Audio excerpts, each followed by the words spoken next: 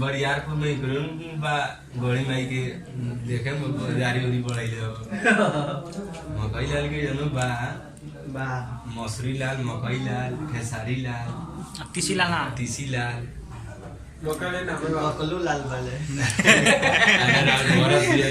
मित्रा मकलू लाल वाले अभी ने वो हमने के घंटा घर के लगा लिपसिंग महाराज महाराज जी कोई नहीं होगी सिगरेट से हाथ दगले बा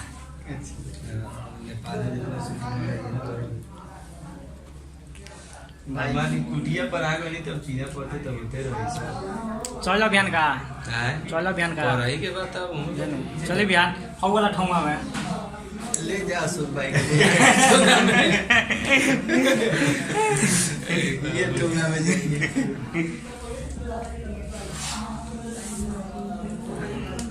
का होगा फिर तो अब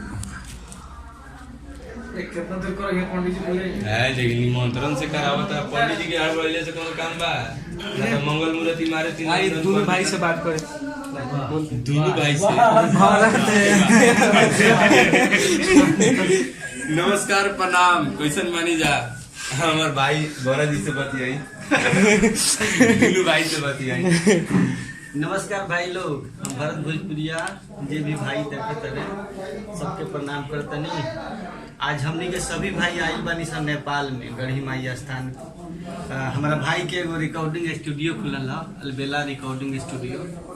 आप सब जितना प्यार आशीर्वाद भाई के गीत के सुन के देने जा वही तरह खूब प्यार आशीर्वाद मिले है के रिकॉर्डिंग स्टूडियो के। आप सब आई जुड़ी काम करी और खूब सारा प्यार आशीर्वाद अरे सहयोगी जना चंदन दीवाना जी जी भैया दीवाना भी आए नहीं बात करी दिखाई पूजा वूजा जी भैया